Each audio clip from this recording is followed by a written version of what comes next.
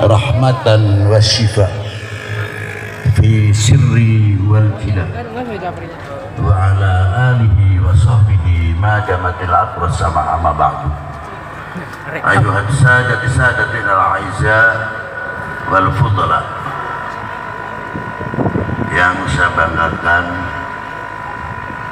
yang wajib saya mencintainya,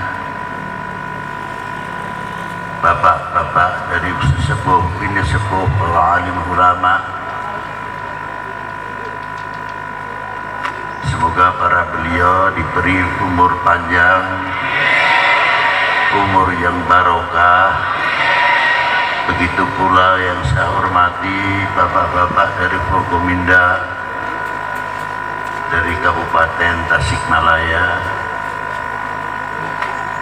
dari Pak Bupati, Pak Dandim, Pak Kapolres, juga tidak terlepas tangga Tasikmalaya, Bapak Kapolres Ciamis, Pangandaran,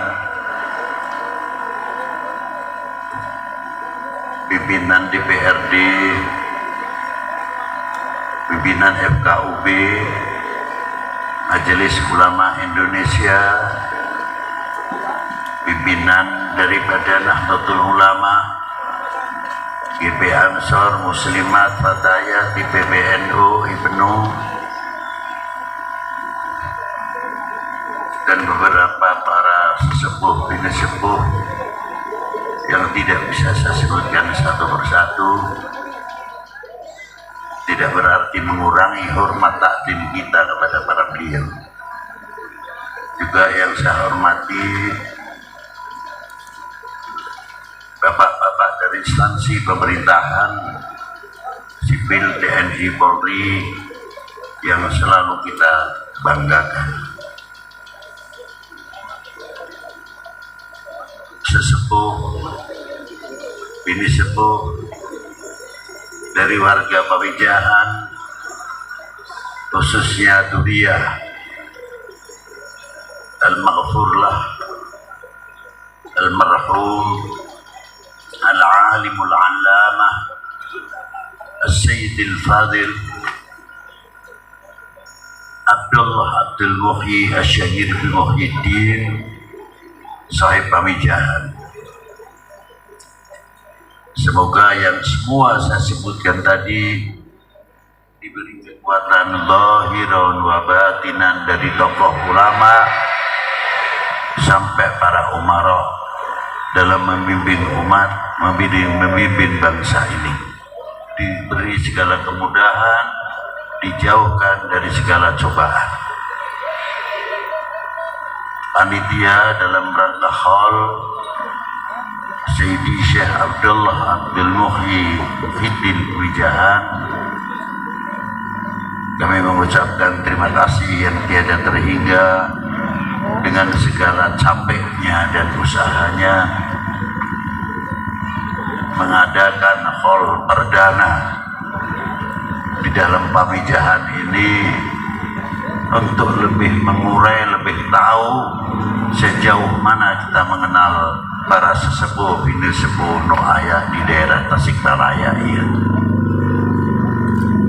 Punten bising-bising abdi campur-campur bahasana, sebab asli nama lain orang dia, tapi orang Pekalongan.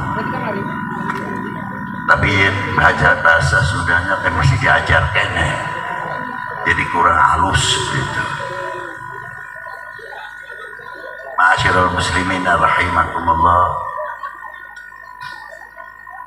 pada siang hari ini kita kumpul mengingatkan kepada kita semuanya bahwa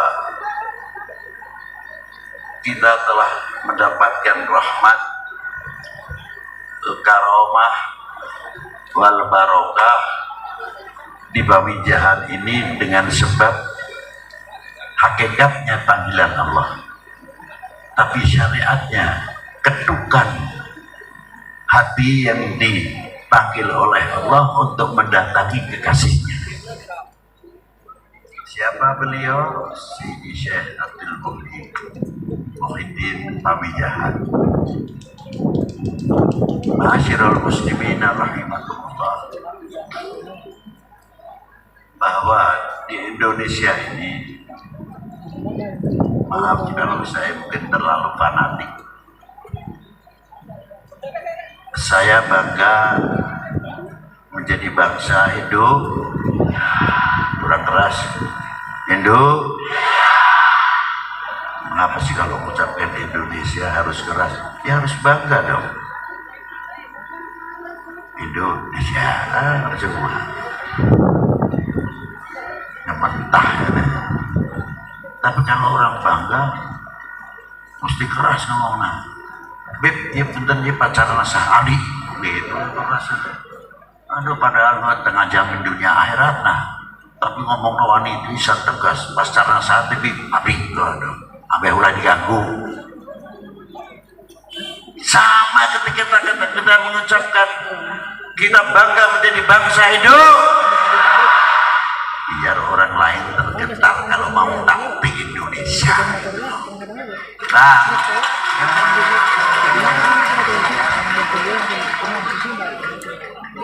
senang kalau Indonesia pecah belah. Harus begitu dong, jangan tidak. Jawab juga yang tegas, tidak. Tidak. Hampir deh yang THS gitu masih. Tuh. Jadi ayat kebanggaan, ayat gregetna namun mengaku bangsa hidup. Jadi kebanggaan itu bukan kosong. Apa yang dibanggakan? Satu, Allah Ta'ala telah menciptakan di dalam satu ayat suku bangsa.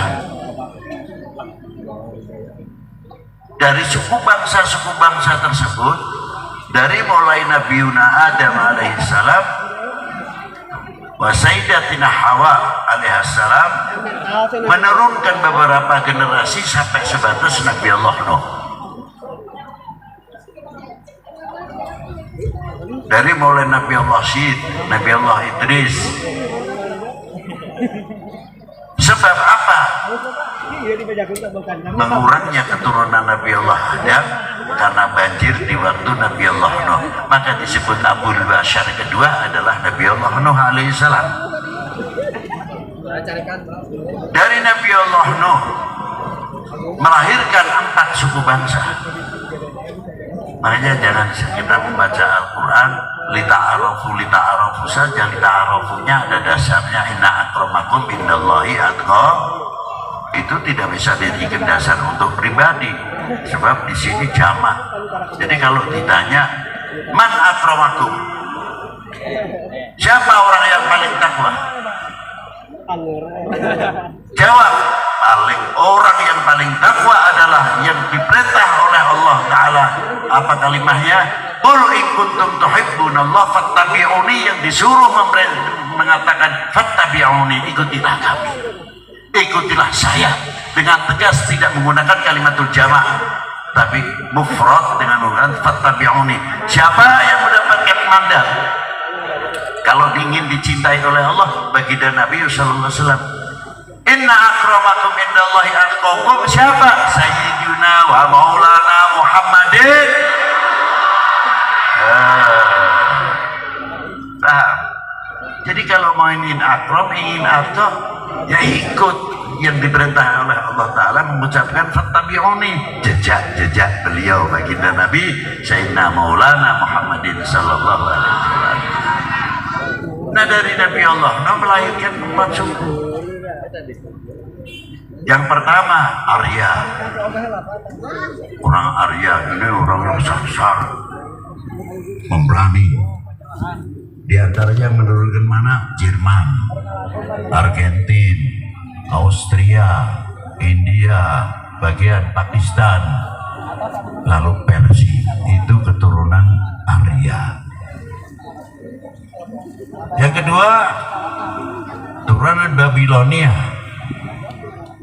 Afrika, Irak. Ketiga, barbar. Cina, Mongol sebagian, terus Suriah sebagian atau Syria. Yang keempat, suku Semit yang melahirkan Eropa dan Timur Tengah, itu dari suku Semit. Lita'arafu, untuk saling mengenal. Apakah mengenal itu dengan bentuknya, wujudnya? Habib Lutfi umpamanya, oh Habib Lutfi hidungnya panjang, ini pasti keturunan Arab. Oh ini pasti keturunan India, mungkin ada Indonya dan sebagainya. Boleh-boleh saja orang mengatakan. Keturunan boleh mengatakan si A keturunan A.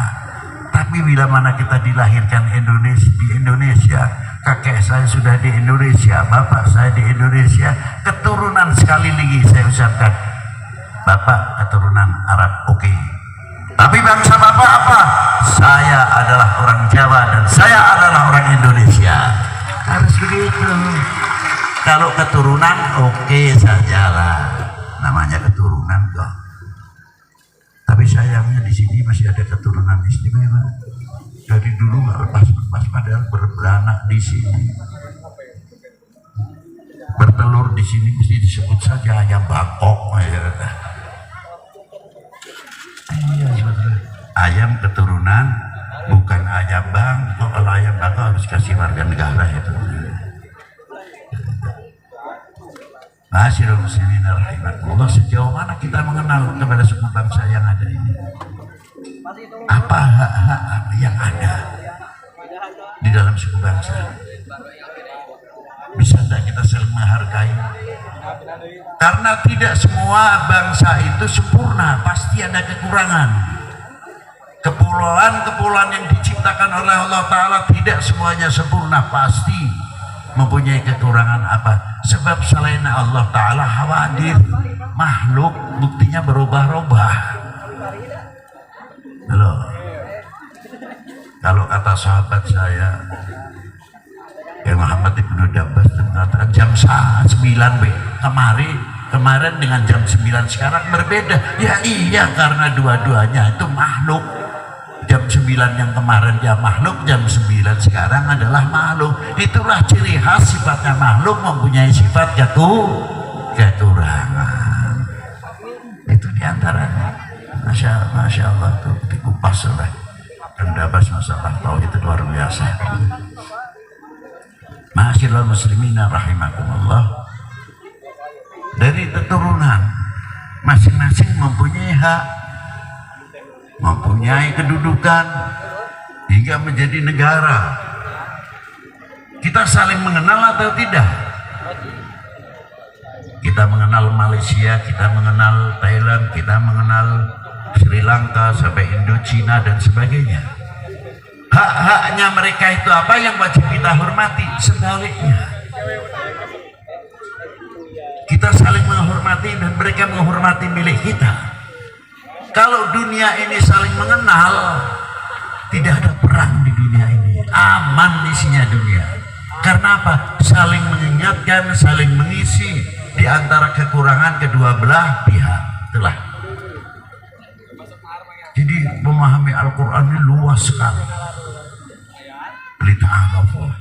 Belum mengenal dalam dunia ekonomi, belum mengenal dalam dunia pertambangan, belum mengenal dalam dunia pertanian, apa yang bisa kita menyambung di antara negara dengan negara, apa yang saling menguntungkan.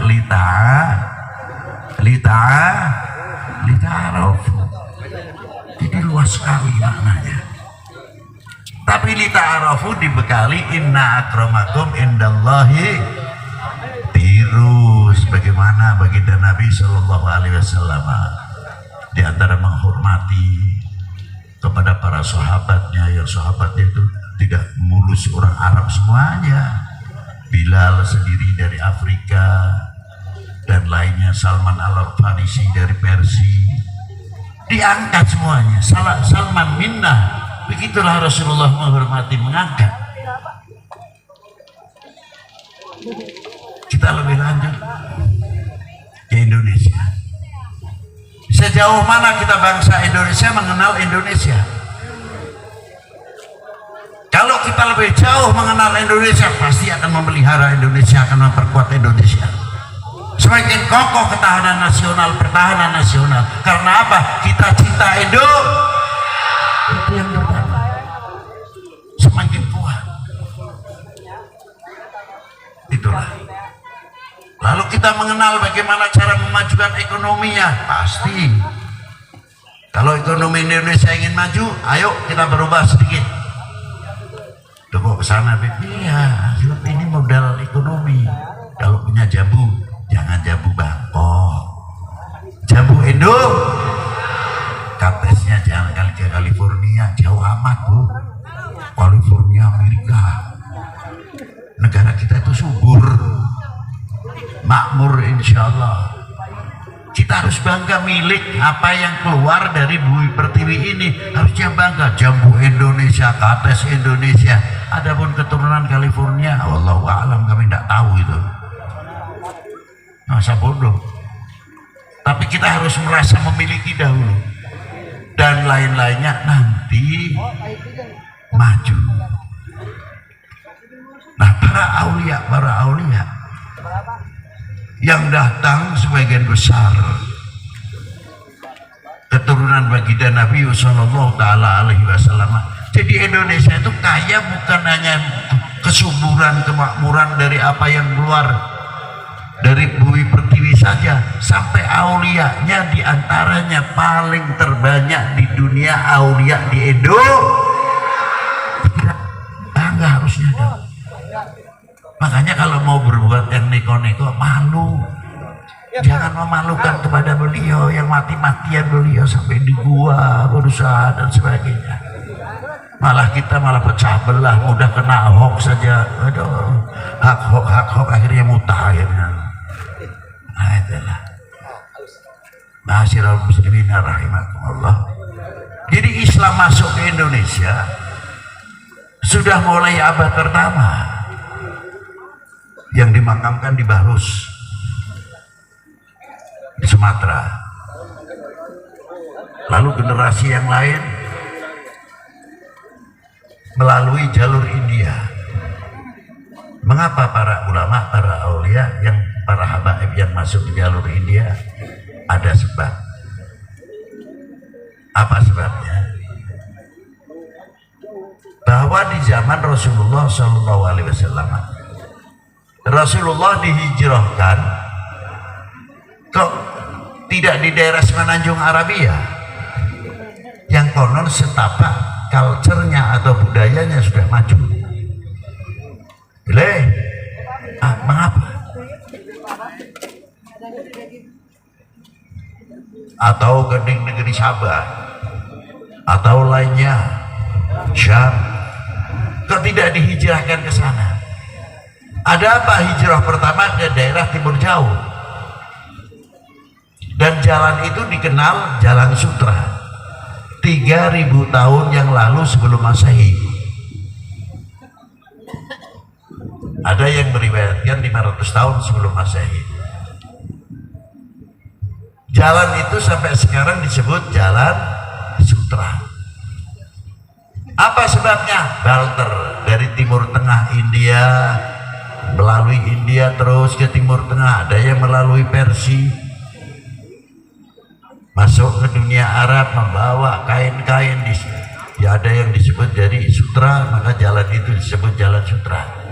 Dari dunia Arab, ilmu kedokteran, ilmu obat-obatan, sampai pada waktu itu sebelum baginda Nabi SAW dilahirkan, sebelum baginda Nabi dilahirkan, penemuan dunia Arab pada waktu itu sudah mampu bedah sesar. Cuma tidak dipraktekkan kepada manusia, dipraktekkan ketika ada onta yang belum mau melahirkan, tidak bisa. Di eksperimennya di situ, uji cobanya. Selamat. Kemajuan pada waktu itu luar biasa. Maka jalan tersebut berhubungan terus, bergulir. Pintu ekonomi dibuka. Hebatnya begitu Rasulullah hijrah, bukan terus maaf ya, jangan tersinggung ya, bukan langsung Allahu Akbar bawa pedang, bukan itu. Allahu Akbar bangun ekonomi, Allahu Akbar bangun sarana ibadah, Allahu Akbar bangun sarana pendidikan, bangun Allahu Akbar bangun mall, bangun untuk ekonomi, Allahu Akbar bangun melahirkan hafal Quran, ahli bedah, hafal Quran, ahli paru-paru, hafal Quran, dokter spesialis kandungan, hafal Quran, dokter spesialis pankreas. Pada waktu zaman Rasulullah ekonomi maju, hebatnya tidak sembarangan. Dan pada waktu itu Rasulullah hijrah mengumpulkan orang-orang Yahudi, dikumpulkan semuanya. Suku-suku yang ada di pegunungan ataupun di Madinah pada waktu itu dikumpulkan, diberi hak oleh Rasulullah masing-masing, dari Yahudinya, suku-suku dan sebagainya. Itu contoh yang luar biasa. Kita ketinggalan bagaimana cara mempersatukan umat dan bagaimana cara mempersatukan bangsa ini. Nah, perjalanan ekonomi inilah yang saya ceritakan dari para dzurriyyah Sayyidina Muhammad Shallallahu Alaihi Wasallam, diawali dari Al-Imam Amir Abdul Malik. Al-Imam Amir Abdul Malik pertama yang masuk ke India, pernikahan dengan putri Nasr Abad, melahirkan putra yang disebut Abdullah Udmat Khan. Maka kalimat Udmat Khan itu predikat atau pangkat, titel yang diberikan oleh India atau Pakistan pada waktu itu di Hyderabad, Nasrabad. Nah, Abdullah Udmat Khan mempunyai anak banyak, di antaranya Al-Imam Ahmad Shah Jalal. Imam Ahmad Shah Jalal orang yang pertama kali masuk ke daerah Vietnam atau Kamboja, single, bukan tidak bawa teman. Pada waktu itu masih pertikaian antara kerajaan Champa dengan kerajaan Annam, masih ribut. Satu tahun itu perang bisa 2 kali 3 kali, makan korban. Al-Imam Ahmad bin Abdullah Udmat Khan bin Amir Abdul Malik bin Alwi Amal Faqih bin Muhammad Soib Barbat bin Ali Khalid Qasam bin Alwi bin Muhammad bin Alwi bin Ubaidillah bin Ahmad Al-Muhajir bin Isa An-Naqib bin Muhammad Al-Naqib bin Ali Al-Uraidi bin Ja'far Sadiq bin Muhammad Al-Baqir bin Ali Zainal Abidin bin Husain Sibti bin Ali bin Abi Talib bin Rasulillah binti Fatimah binti Rasulullah sallallahu alaihi wasallam. Gitu. Dan Imam Ja'far Sadiq itu siapa? Bin Muhammad Al-Baqir adalah ibunya Sayyidah Farwah bintil Qasim bin Muhammad bin Abi Bakr As-Siddiq. Jadi wali 9 dan habaib yang ada di Indonesia ini turunan baginda Nabi SAW, turunan Imam Ali bin Abi Thalib, turunan Sayyidah Fatimah, turunan Sayyidina Abi Bakr As-Siddiq. Itu yang ada di Indonesia.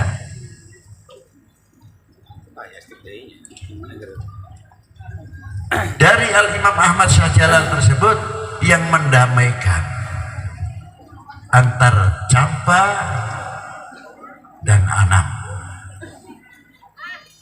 yang akhirnya Syekh Ahmad Shah Jalal dipilih oleh 2 kerajaan menjadi raja.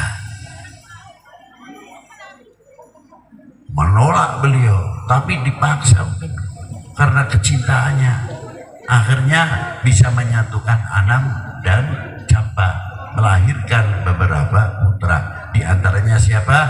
Al-Imam Jamaluddin Husain. Saya terangkan biar tahu lebih jauh. Anak pertama siapa? Sayyid Muhammad Al-Kabir, beliau yang dakwatul Islam di Banten. Kedua Ahmad Hisamuddin juga di Banten. Yang pertama lagi Al-Imam Barokat, ayah Maulana Malik Ibrahim di Gresik, meninggal pada tahun 1841. Tidak menghitung tahun terpaut. Kalau menghitung tahun terpaut 1420. Tapi kalau tahun hijriahnya beliau meninggal pada tahun 822.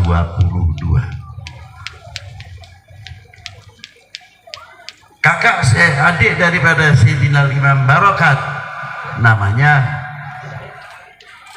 Ibrahim Asmarokondi, ayah daripada Sayyid Maulana Ishaq, ayah dari Sayyid Ali Al-Murtadha Sunan Bedilan, ayah daripada Sayyid Ahmad Rahmatillah Kanjeng Sunan Ampel.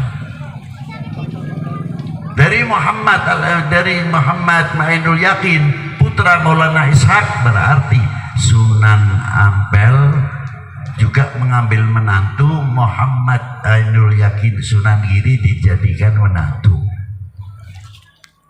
oleh Syed Ahmad Rahmatillah Ampel. Ini Syed Muhammad Ainul Yakin keponakan Kanjeng Sunan Ampel, sebab bapaknya Kanjeng Sunan Giri adalah kakak Maulana Ahmad Rahmatillah Sunan Ampel. Paham tuh? Belajar ditulis doka ke bumi mah duka ke mana. Ini sejarah penting. Ma'asyiral muslimin rahimakumullah. Putra Imam Jamaluddin yang lain adalah Imam Ali Nurul Alam, mempunyai anak Umdatuddin Abdullah, ayah Maulana Syarif Hidayatullah, ayah dari Sunan Ternate Maulana Babullah, dan ayah Ahmad Abdul Fahir, kakak adik Maulana Syarif Hidayatullah. Itu diantaranya. Sunan Ampel anaknya hebat 11, tidak satu pun yang tidak menjadi waliullah, menjadi contoh yang luar biasa. Siapa yang pertama? Al-Imam Hashim, terkenal dengan Sunan derajatnya, orang yang selalu kantongnya bolong, hidupannya begini sama masyarakat, jago ilmu pertanian, dari daerah yang gersang sehingga subur, dari sebab siapa? Maulana Hashim bin Ahmad Rahmatillah, terkenal Kanjeng Sunan Derajat. Yang kedua Al-Imam Ibrahim Makhdum Kanjeng Sunan Bonang. Dia bapak para umarok, bapak para sultan, bapak para panglima, atau disebut kalau dahulu senopati, bapak para hadipati, bapak bangsa, bapak umat, Abul Aitam, Abul Fuqara wal Masakin, Maulana Ibrahim Makhdum Kanjeng Sunan Bonang. Yang kedua Al-Imam Zainal Abidin Sunan Qodidamah, hakim yang terkenal adilnya, seorang qadhi yang alamah. Yang ketiga, yang keempat, Maulana Ja'far Shadiq, terkenal Kanjeng Sunan Kudus. Itu hebatnya. Ahli ekonom.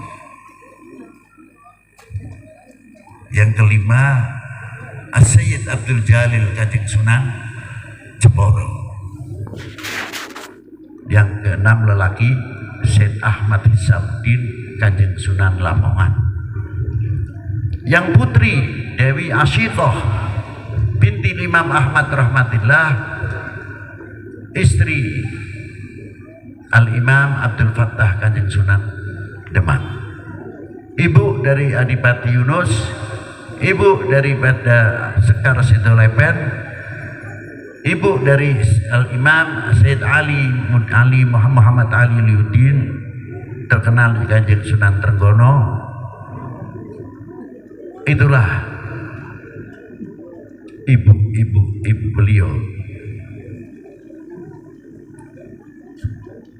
Yang ketujuh atau kedelapan, Dewi Ruqayyah, istri daripada Syed Muhammad Ainul Yaqin Sunan Giri. Jadi jangan kaget kalau Pamijahan itu ya turunan Ampel, ya turunan Sunan Giri.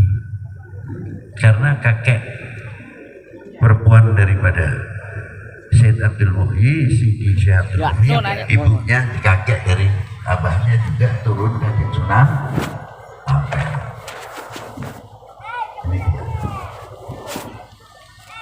Yang kedelapan, Dewi Hafsah, istri Syed Ahmad dari Yaman. Dewi Mutmainnah, istri dari Syed Abdurrahman Sunan Mojo, namanya Mutmainnah kalau salah.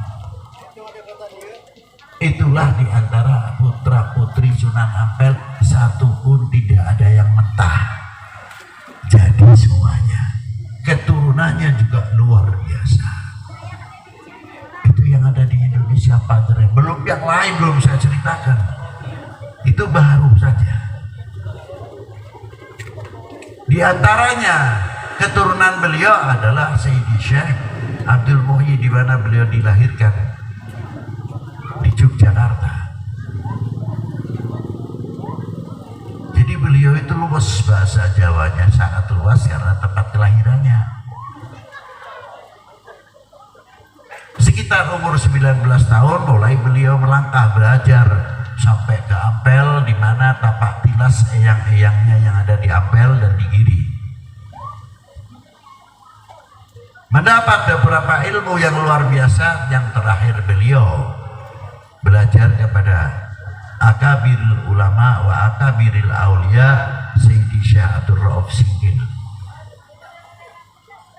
Beliau mendapatkan ijazah yang lengkap sampai kepada thariqahnya Syatoriyah, mendapat ijazah mutlak dari Sayyidi Syekh Abdul Rauf Singkil. Teman beliau siapa? Syekh Burhanuddin Ulaan di Padang. Dan 3 orang lagi yang ke daerah Sulawesi. Masih banyak lagi kalau saya terangkan riwayat hidup daripada Sayyidi Syekh Abdul Muhyi Pamijahan. Dari situlah beliau menggelar tarekatnya. Apa tujuan tarekat? Membersihkan kolbi, membersihkan hati. Tapi beliau tidak diam. Jangan dikira Wali 9 itu taunya kalau kita di film mungkin adu kesaktian saja. Satu mengeluarkan sinar, yang satu keris lagi bisa terbang.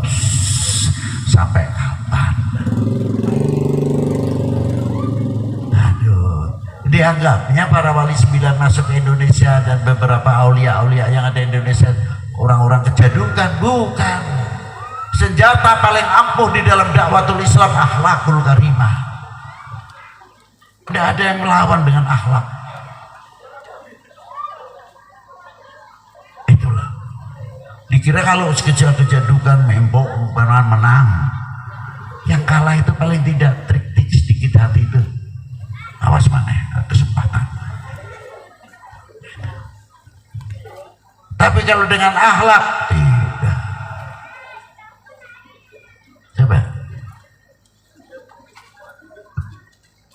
Sebagaimana yang telah dilakukan oleh Imam Ali bin Abi Thalib. Begitu perang luar biasa. Orangnya itu jatuh sambil meludahi kepada Imam Ali. Mau dihantam oleh Imam Ali bin Abi Thalib nggak jadi. Ditanya oleh sahabatnya, kenapa kamu tadi dihantam saja kan, kenapa? Kalau tadi pertama iya li a'la kalimatillah, yang kedua saya tarik itu gara-gara dia mencidui, jadi saya memukul dia karena nafsu, bukan ya a'la kalimatillah. Lalu itu hebatnya para tokoh-tokoh pendahulu. Ma'asyiral muslimina rahimakumullah, para pendahulu juga ahli ekonomi, ahli pertanian. Dengan dakwah itu bagaimana ketika hidup di zaman Brawijaya, para aulia bisa memasukkan income-nya kepada pemerintahan. Dan pada waktu itu Syahadatul Kafi dari Syekh Qurra dan sebagainya bisa memberikan income pemasukan kepada negeri yang dipijaknya. Bukan terus berseberangan baku hantam, tapi karena apa? Lidakwatul Islam. Karena untuk dakwahnya akan lebih baik, karena Islam tidak pernah mengajarkan permusuhan, tapi Islam yang dibawa oleh baginda Nabi SAW menjadi rahmatan lil. Nah, itulah. Dan beliau ahli ekonom, jangan dikira tidak. Maka sering saya ulang para bapak, para ibu, kalau saya ditanya, Beb, istimewanya orang ziarah wali itu apa? Aduh, repot ini jawabnya. Ya, saya jawab, saya kalau ziarah ke Wali 9 atau ke lainnya, cuma saya malu. Loh, kenapa Beb kok malu? Tidak barokah, tidak karomah, ketinggian. Di mana letak malunya? Ya sudah, karena kita di Pamijahan, jadi saya cerita Pamijahan. Adapun Pamijahan berasal dari ini, oke saja, itu namanya pendapat, terkadang ya juga kurang lebih sedikit lah. Tapi yang poin itu bagaimana cara dakwah beliau, itu yang poin. Nah, malunya di mana sekali lagi? Ini kira-kiranya loh, mau diakui atau tidak. Di sini tidak ada makam Sayyidi Syekh Muhyiddin. Kira-kiranya ramai pedagang tidak? Yang benar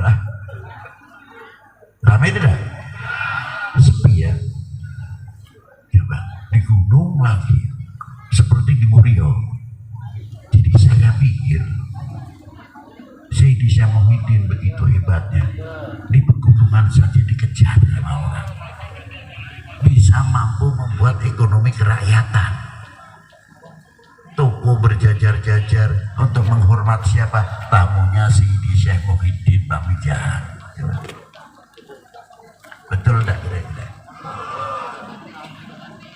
Jangan betul-betul saja ditiru. Lagi-lagi kalau ditanya betul, benar tidak? Benar. Niru nomor 1. Omong gampang. Later. Itu diantara. Dan orang yang ziarah kepada beliau, ada yang tahlilnya keras, ada yang tidak. Partinya pun berbeda. Yang satu ini, yang satu ini, yang satu ini. Berseberangan atau tidak? Tidak.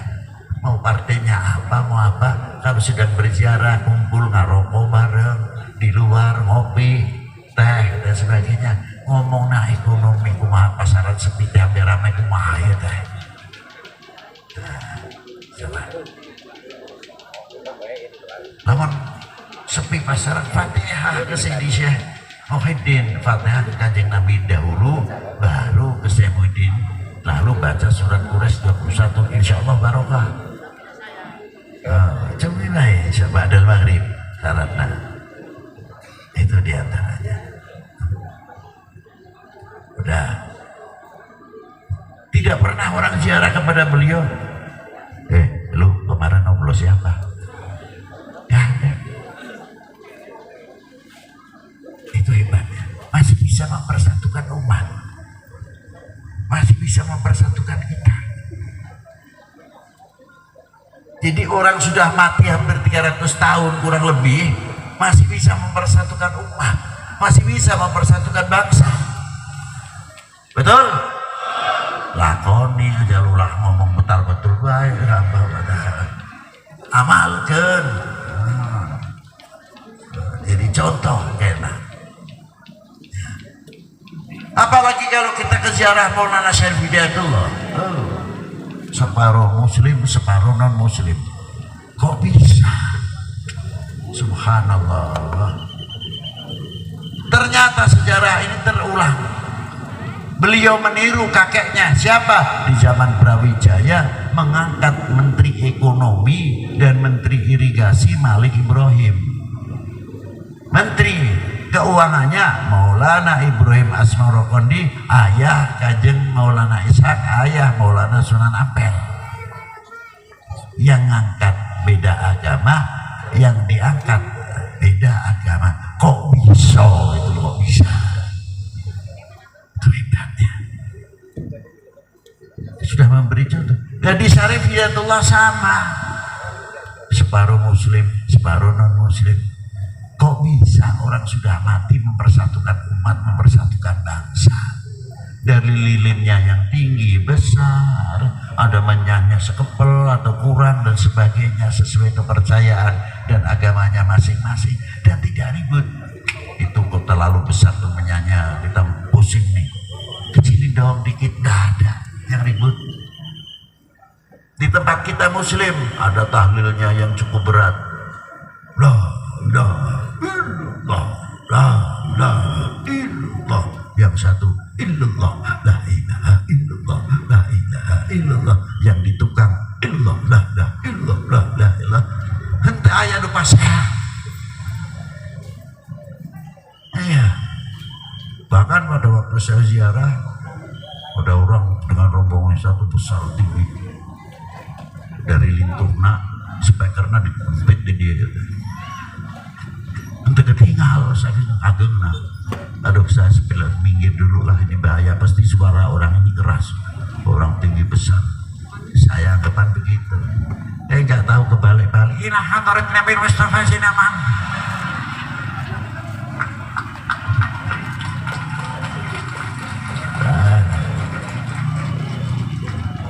Aneh lagi ini suara. Tapi hebatnya, sekali lagi masih bisa mempersatukan umat. Sudah meninggal 454 tahun, lalu kita ini bisa ngapa? Jadi saya kalau katakan ziarah Wali 9 itu saya malu sebetulnya, sebab saya belum bisa meniru sebagaimana para beliau-beliau itu tadi. Itulah semua dagangan, walaupun bagaimana keuntungannya kecil, tapi barokah. Jadi para beliau masih mampu membuat ekonomi kerakyatan, mempersatukan umat luar biasa. Lalu kita ini apa? Malu ah.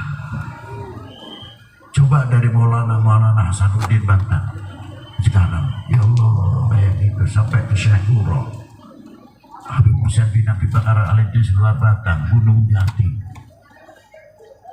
pagar tanah Jawa ini. Dari mulai Gunung Jati sudah dua Datul Qabi Maulana Syarif Hidayatullah, terus ke timur Syed Muhammad bin Abdurrahman Sunan Panggung sampai ke Demak, pesisir utara ini tidak mati 1 kilometer tidak terlepas Maqam Aulia Ilah yang menjadi pagar di Indonesia. Saya punya catatannya, kalau malam saya belajar kirim Fatihah kepada para beliau-beliau. Beliau juga andil besar di dalam melawan penjajah, dimulai zaman Portugis sampai diteruskan regenerasi di zaman FVOC, dan bagaimana cara menanamkan, mempunyai, merasa memiliki handarbeni kepada Republik ini yang didukung oleh keyakinan dan agama masing-masing. Coba, bagaimana cara menanamkan cinta bangsa, cinta tanah air? Padahal pada waktu itu yang namanya bendera di zaman penjajahan, saya ambil saja benderanya bendera penjajah di instansi pemerintahan di Hindia Belanda. Kalau kita mau pasang merah putih, tidak pulang nama saja untung.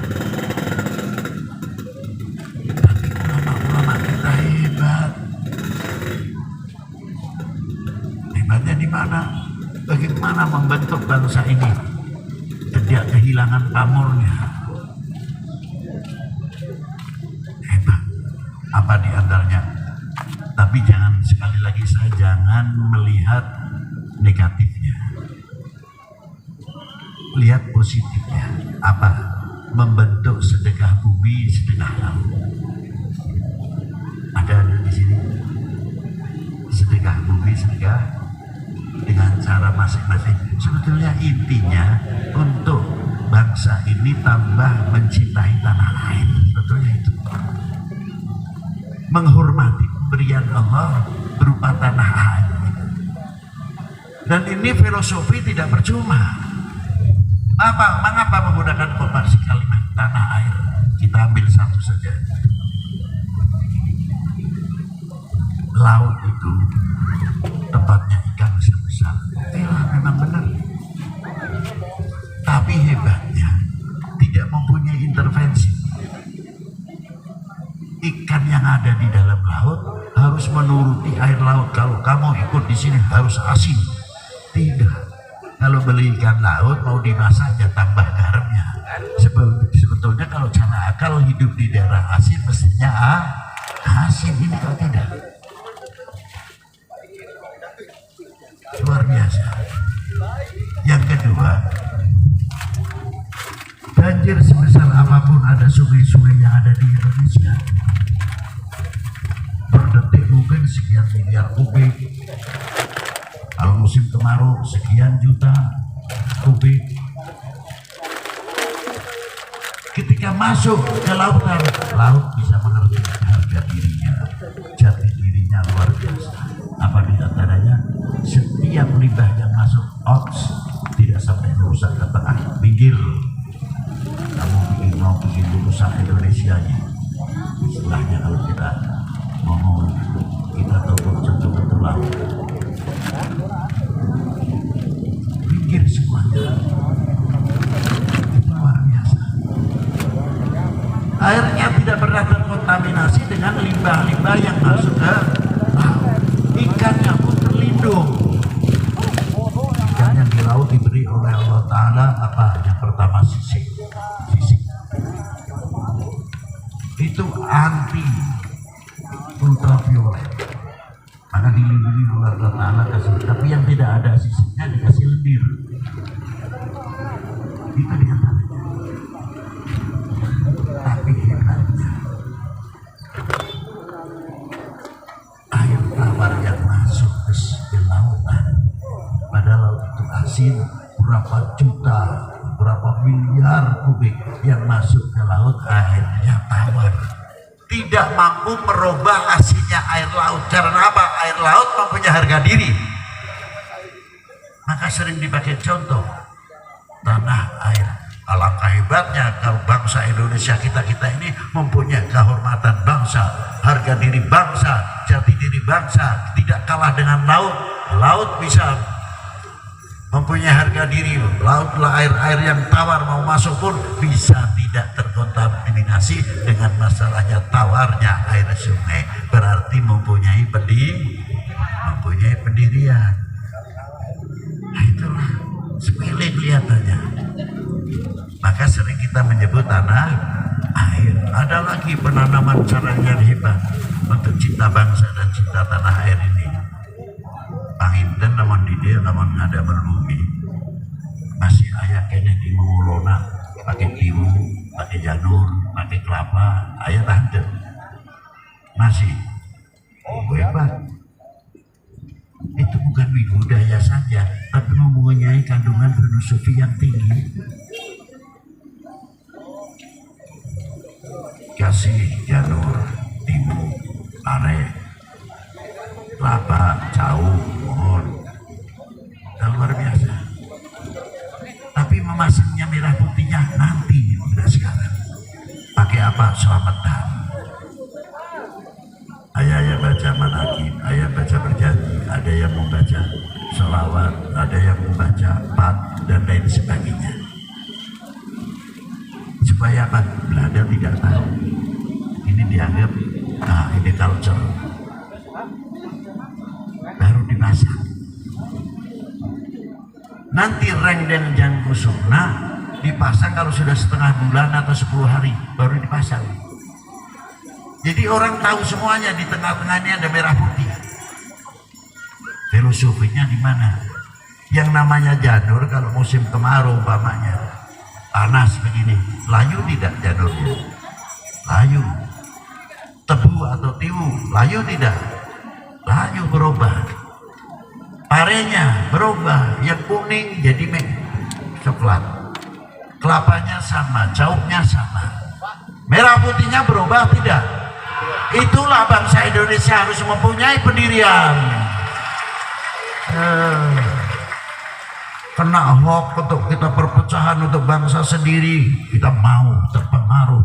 Kuping kita tidak mempunyai filter. Coba kalau telinga kita min ahli la ilaha illallah, yang mempunyai selalu meniru baginda Nabi SAW, punya filter.